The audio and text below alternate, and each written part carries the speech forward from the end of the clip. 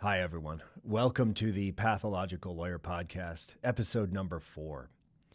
Continuing the conversation about the Bermuda Triangle of limiting beliefs, I can't overstate how sticky and how destructive the limiting belief of I'm not good enough is for many of us.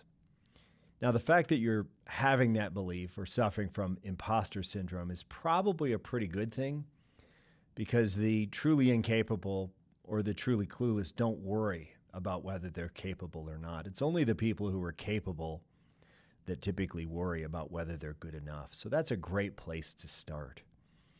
But it's not an easy limiting belief to let go of because typically we pick it up in childhood, often through the trauma of a reprimand involving guilt or shame or producing guilt and shame, which I think deeply embeds those beliefs in our subconscious, waiting and lie for us to find someone who says something that resonates with that belief, and suddenly we feel like crap.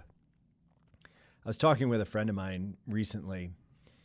Now, this is a person who's a professional in every sense of the word, and she's had a long and storied or illustrious career, got all of the letters behind her name. People seek her out for assistance and for advice. She's raised successful children. If you looked at her life, you would say, wow, that's a successful person. But she too suffers from imposter syndrome or the belief that she's not good enough. And she picked it up during a very difficult childhood. And she had been able to outrun it, I think, for most of her career until recently. And recently, she was dealing with some conflict at work. And people were saying some pretty nasty things to her, which says perhaps more about them than it does about her. But those statements resonated within her, and it set off some, ugly thoughts that she'd had or been harboring for a long period of time. And she was becoming demoralized as a result of those comments. And she could intellectualize the fact that these people had nothing on her and she was capable and she didn't need to prove herself to anyone else. But the reality is that she was going home from work day after day feeling defeated. And so we talked about it and we shared our difficult childhoods and our limiting beliefs that we believe, among other things, that we're not good enough and how deeply that can be embedded in your subconscious. And we talked about affirmations as a way of trying to break the pattern of thinking that you're not good enough. And I'm sorry, maybe I just haven't done enough of them, but I don't find them particularly effective. It's certainly better than negative affirmations to say positive things about yourself. But I don't find it to be compelling in terms of its effectiveness in getting rid of this limiting belief.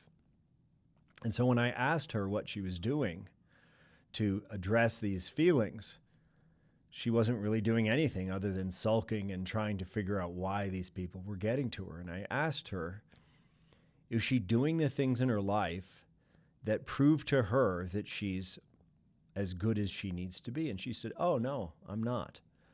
I go home feeling defeated. I have a glass or two of wine. I don't exercise. I make somewhat poor food choices. I stay up too late. I wake up tired, and I repeat the cycle where I'm behind the 8 ball again the next day and continuing to feel defeated. And so for me, the easiest way for her, and I'm not a therapist, but as a practical matter, the easiest way to change her subconscious belief is to feed it through her conscious belief that she's doing everything that she needs to do to be successful. And so I said, well, what are you not doing? Well, I'm not eating enough vegetables. I'm not eating the right foods at the right times, and I'm not exercising enough. Okay, well, if you were eating clean foods and you were exercising, how would that make you feel? Oh, it'd make me feel great. Well, why aren't you doing it? Well, because I feel defeated. And this is kind of that chicken and the egg problem that we sometimes come with people who say, well, I don't have the energy to exercise. I'm too tired. And this is one of those weird things where you have to make that leap of faith to start doing it before the results come. You're not likely to find the energy to exercise without the exercise itself. And so you just need enough inspiration to make the leap. and suddenly you're off to the races. And if you did that, then your objective consciousness, your objective mind would say to your subconscious mind, I am successful. I'm doing all of the things that a successful person does. And that may not root out all of these subconscious limiting beliefs, but it certainly fights them effectively with evidence. And I think part of the other problem people have in trying to do this, aside from the motivation to get going, is the fixation on the result, which is, well, I went to the gym for a week or I went for a month and I didn't really feel anything, and I didn't fit into a different dress size, and I didn't have all that much energy. This is one of those situations, I think, where you have to let go of the results and invest in the process and say, okay, for the next month, I'm going to do 10 workouts, and I'm going to meal plan for 5 days a week or 4 days a week, and then I'll do this on the weekends. And you just have to let the results fall into line or not fall into line, and consider yourself a success for the doing of those activities, irrespective of how they turn out in your dress size or body composition. And then as you continue to build those habits, you're continuing to feed your subconscious mind. And then you have the energy and the confidence to let these insults from a couple of knuckleheads at the workplace just blow right past you without resonating at all.